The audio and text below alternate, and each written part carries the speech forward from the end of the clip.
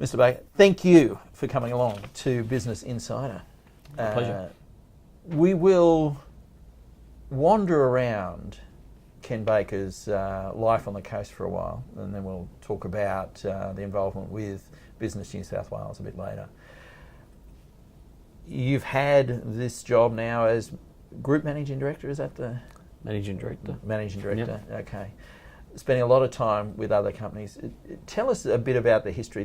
One or two things that kind of stick out in the history for you. I've been in the role for 3 years, Right. But I've been with the company 23 years. I guess one of the significant changes to the business was my predecessor. When he bought out the original owner, he set up an employee owner group, originally a management buyout of some 8 staff, which I'm the last remaining one. However, we now have over 65, I think is the current number of staff that have shares in our company out of 230 staff. That decision some 18 years ago significantly transformed the company. It changed the focus of what people really got out of the business other than just turning up to work each day. A big moment when someone has that vision to... It was risky for everyone involved to start with, but everyone, I must say at the time, believed in him, and he was visionary and a great leader. And I had a lot of kudos to him because I've learned a lot of how to manage his business from him. But nevertheless, it was a changing moment in the company's history.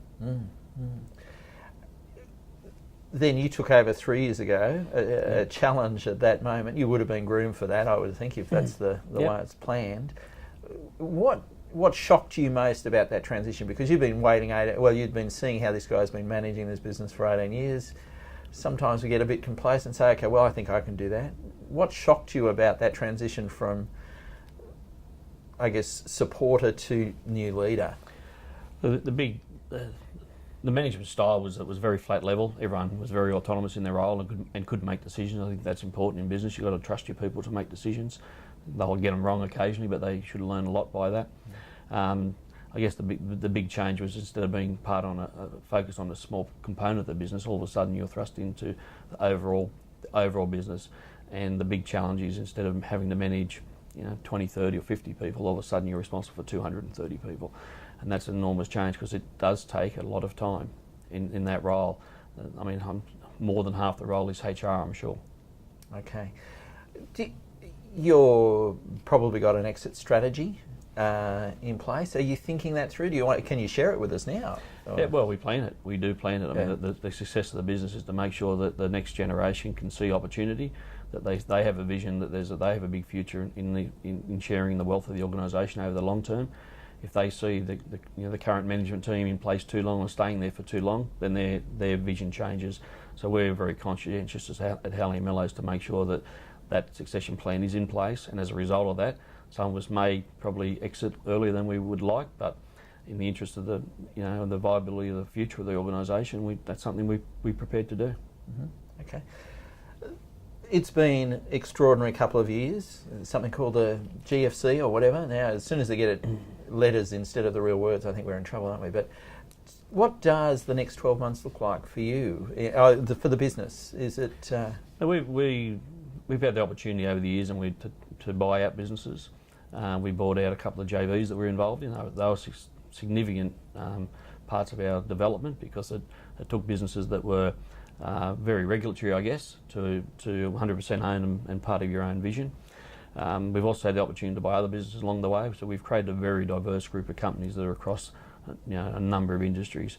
So when some industries have been up and others have suffered, we've been insulated to some extent. We came through the GFC reasonably well because we had a strong order book. We're coming into the next year with probably our lowest order book for some period of time. The challenge for us now is that you can't rely on what's in the bank. We've got to get out there and own it. And I guess it's better to be coming out of it, the GFC, and looking to a prosperous future, which I think our economy is pretty well structured for, except for still lack of infrastructure. But that aside, there's a lot of investment going on in the resource industry, as everyone knows, and we have a lot of parts of our business tied to that. So we still expect to see a lot of growth in the next 4 to 5 years.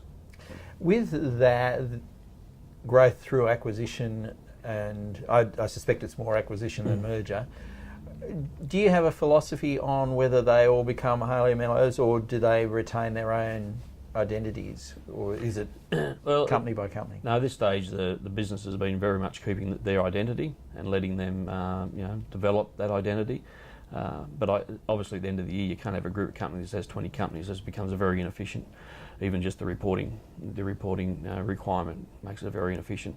But we're probably at the stage where we're comfortable where we are at the minute. We have 7 organisations within the group. I think we started growing beyond that. We'd have to start thinking about some consolidation. Mm-hmm. With regards to, and now's a great time, I was going to ask about work-life, because you have 2 lots of work, one with New South Wales Business and Chamber, and obviously Haley Mello is running that group. You're just back from a longish weekend. Do you do that often enough in that work-life balance thing? Well, again, hoping to think of what is required, and the advice I give to businesses at the minute, I guess, is that the constraint that's ahead of us means there's going to be great demand for employment again, and therefore there's the transition of people being prepared to move from one company to the other exists, even in a region that has reasonably high unemployment compared to the rest of the nation. So you've got to offer your staff something more, and we offer that. We offer them that at Haley Mellows. What started off as a flexible RDO has now become a 9-day fortnight, and that's worked really well. It allows all our staff to have a good life-work balance. And because it's coming around so often, it's a significant cost. It's 10%. So for someone to leave Haley Mellows, they've got to think about, well, I want to be getting 10% more because I've got this flexibility to have this day. So we see that as a big part of the business. I've had a view my whole working life. You're entitled to holidays, you should take them. People that accrue holidays are accruing them for the wrong reason. They're not getting any benefit out of them. They're holding them to the end. It could be too late. Enjoy life where you can. Use them. Make the most of life. Mm-hmm. Do you guys have a structure in place to encourage staff participation in not so much management, just in their working conditions and things like that, or is it? Like I said earlier, we have a very flat management structure. So we have a management team that has equal voice at the Arthur's round table, if you like. Beyond that, we also have a second-tier management group who come together twice a year to refer budgets and bring to the table anything that they think is required. We also put a lot of discussion topics out there, and we also will workshop, particularly when we get together at conferences. My philosophy has always been the door's open, and I sit on a number of committees within our work group. Currently a risk steering committee, the OH&S safety committee. So there's plenty of access to myself to bring any changes that are required. Mm-hmm. Okay. Now we get to New South Wales Business Chamber. It's taken. You are regional president. Tough gig, considering the region itself that it's with. What do you think are the biggest opportunities for the Central Coast as that regional president? The role I have as president of the Regional Advisory Council, that whole council, including myself, are voluntary. So it's people who are prepared to give their time away from their business to discuss those issues that are facing business on the Central Coast, so we can actually develop some policies that might address them.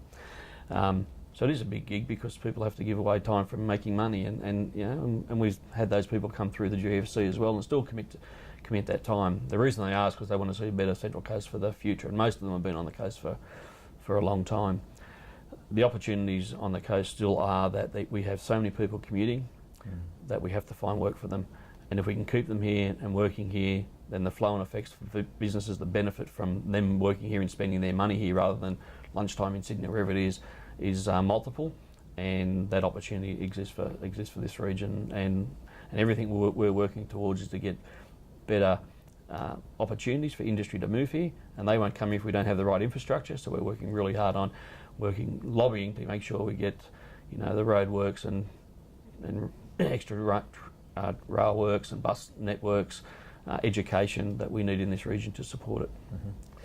On that, and it maybe spins out of that, we often hear how blessed we are to be on the Central Coast. If you look outside, it's an extraordinary place. We've had some discussion as to whether that, from an employer's point of view or from a business development point of view, is both a curse and a benefit. the curse that it is tough getting people to work here on the coast. Do you see that in? Well, it shouldn't be, and I don't completely agree with that view. I think that certainly the next generation, there's not a lot for them that offers them to stay here. So once they pick up work in the larger cities, they tend to stay there, and it's some time before they come back. And they want to come back when they want to get out of the hustle and bustle of the city and have the tranquil lifestyle that we all share. But I think the generation above them, though, if they're under the right employment opportunity and under the right conditions, there are plenty of people that will apply for jobs on the Central Coast, I'm sure. Mm-hmm. Okay. As offered, you have 60 seconds to have a rant. What gets up Ken's nose if you get an opportunity to talk about it? Look, I think the biggest issue I've always had through, I went to high school here on the Central Coast. My children have been through school here on the Central Coast, and we employ a lot of young people on the Central Coast, and I still don't think there's enough done for education. I think it should be mandatory that we keep our students in some form of education, for a period of time. And I guess the debate's out, but at least I would say at least 17. If they need to drop out before that, they need to do some other training. It might be aligned to the military or whatever, but keep them educated. I do subscribe that it doesn't interest all our youth. Because it is so rigid, although it's becoming a little bit more flexible.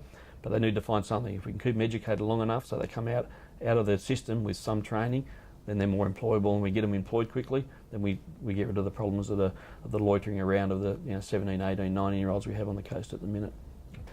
When you talk about the need for infrastructure, and indeed anyone in business is saying that's what we need, and to one of your closing points, I think education is a critical part of that infrastructure. But if you look at the physical stuff, can business drive the development of that infrastructure system, or are we going to wait for Parliament or state or federal government to deliver that?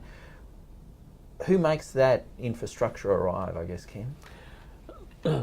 I'll be critical of the politicians in this. You're allowed.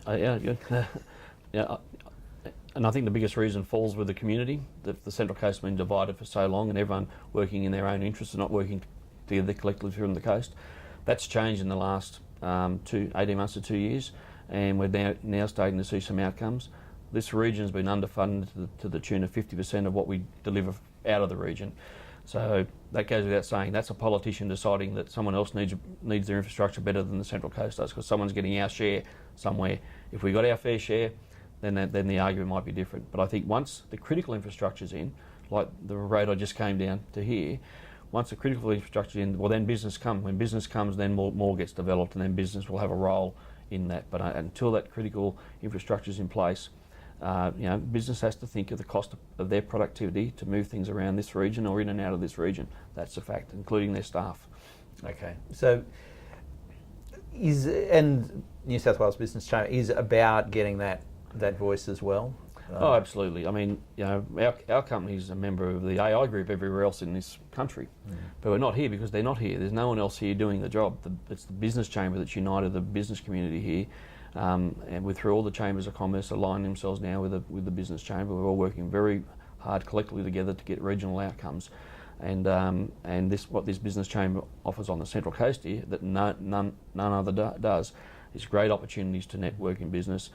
Educational forums, the business can get some benefit out of it without having to travel to Sydney or Newcastle to carry it out. It all happens here right on the coast, and there doesn't seem to be any other organisation prepared to stand up like the chamber movement does on the coast at currently. Have the local chambers welcomed the opportunity? They have it. I guess there was some hesitation to start with, but I guess now they're seeing the benefits of us all working together, and someone's got to be the conduit of bringing that together, and the Central Coast Business Chamber has done that, and now they see the benefits of it, and it's really just line of communication. And now that we're all communicating together, we're all trying to get the same outcomes, and if we need each other's support, we'll support each other. An opportunity for a bit of a sales pitch from Business Insider, because we see ourselves overlaying that broader group with communication channels. That conduit is a great word, because we want to see Business Insider being used by business leaders, people clicking on this interview and saying, hey, I love what Ken said about youth education and skills. let's talk more about that, and they can do that within Business Insider. So hopefully we together will see a growth of that whole network, with people talking much more closely about those shared goals. So, Good luck. thank you. Luck and planning, as always, with you too. Thank you.